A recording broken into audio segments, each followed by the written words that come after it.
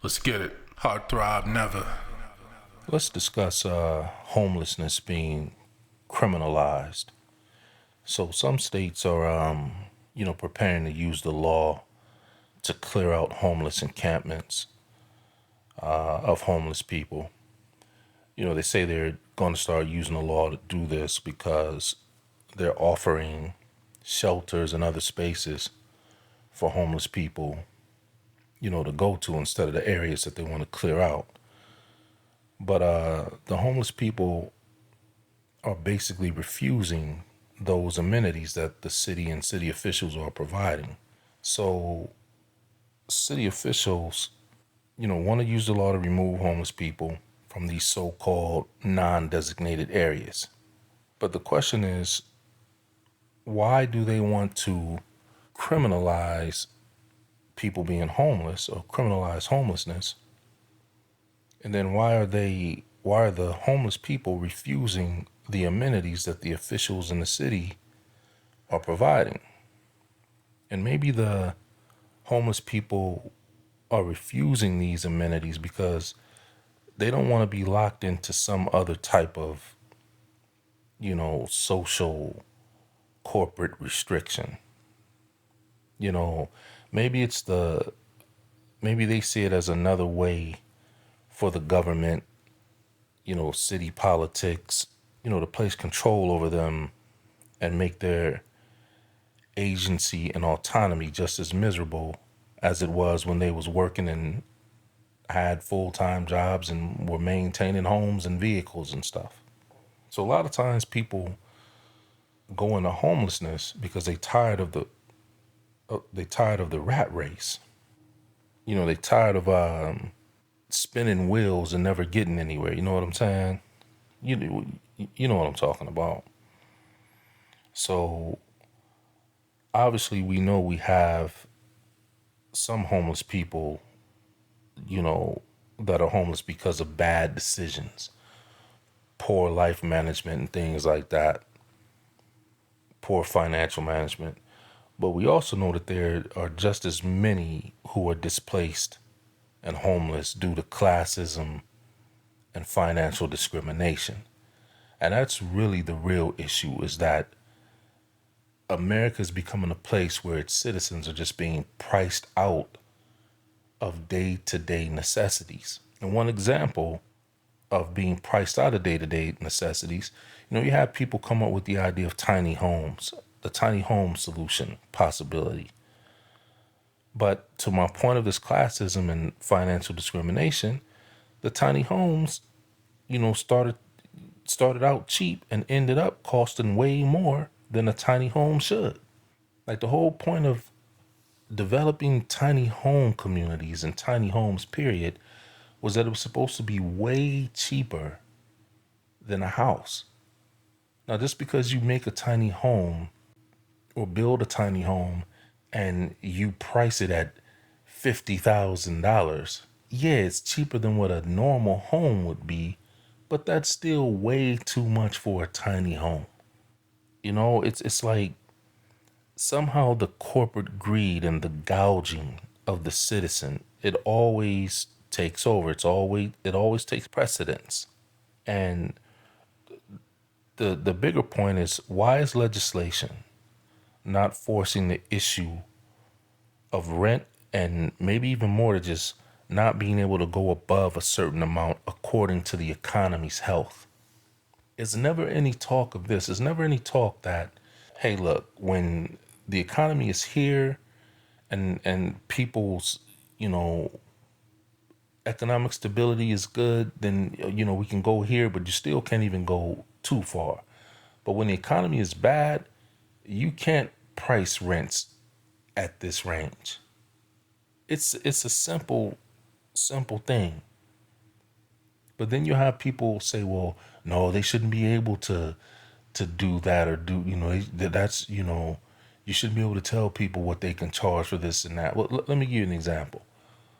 When the health issue, that I don't want to say the name of it, but it had 19 in it. When the health issue thing was going on and people were buying up household goods and certain items for the house and then they were reselling them, the government stepped in and made it known that pretty much it was illegal to sell those items for way more than what you bought them for, because stores didn't have them and some people went and hoarded up a lot of the stuff and then they were selling it for way more than it's the same thing. So why not? You can step in to do that, but you can't step in and let homeowners, people, property owners that are renting out properties, let them know, hey, okay, you got to make your money, but you can't price the housing for citizens. You can't price them out and essentially make whole groups of people homeless. That should be illegal. Not the fact that people are homeless, you make that illegal. Like this shit is getting crazier by the minute, man. I don't understand the idea of being mean to homeless people and trying to make them criminals. Like I'm at a loss.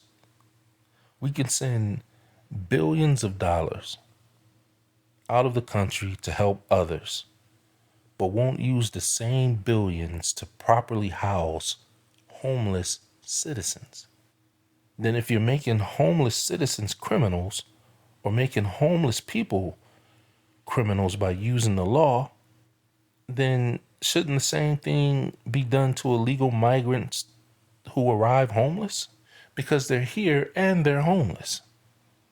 So shouldn't that law be applied to them as well? Yet here's another situation where monies are provided to people for housing who are not citizens, but rather putting measures in place to protect the citizen from being denied a basic right, the right of housing, to be housed. You see, people have no control over how corporate structure grows and how the corporatizing of, residences and residential neighborhoods and communities, the government and corporate is taking over everything. And it's like the world and the government is saying, by all means, you should, you know, under under any circumstances be homeless. Like I don't it's just raising the question of what is this really all about? Because there are ways to handle the homeless situation. You don't just have poor people that are homeless. You have people out here with degrees and they're working professionals, and a lot of people are just being priced out of being able to sustain an American lifestyle. And that's even on a low level. So what is this really all about? It's not making any sense.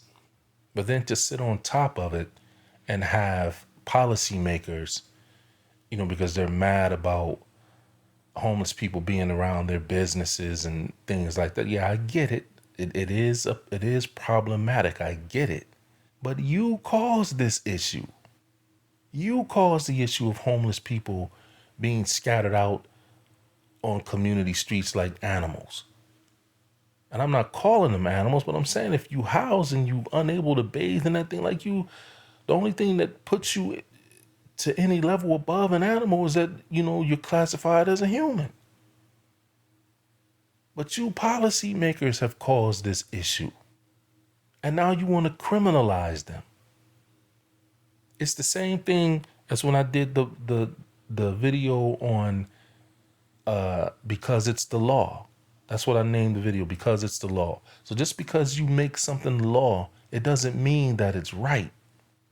You policymakers, you government officials in all of these states who are complaining about the homeless issue, you caused it. There's no reason that a certain amount of the state's funds or treasury, whatever it's called, shouldn't be allocated to properly handle homelessness in each state. There's no reason for it. Where you have corporate businesses that, let's say like in the restaurant industries, fast food, whatever, the amount of food that they throw away every day, the amount of food that grocery stores throw away every day, the amount of waste from retail that is thrown, you know what I'm saying? Like, all of that's, when you break it down, it's money that's being thrown down the drain. And I know you're not making a correlation as to what I'm saying. How does that apply to homelessness? But you got to think on a macroeconomic level. Like, you caused this. And then at the same time, complaining about homelessness in each state, yet flooding the country with illegal migrants who are homeless.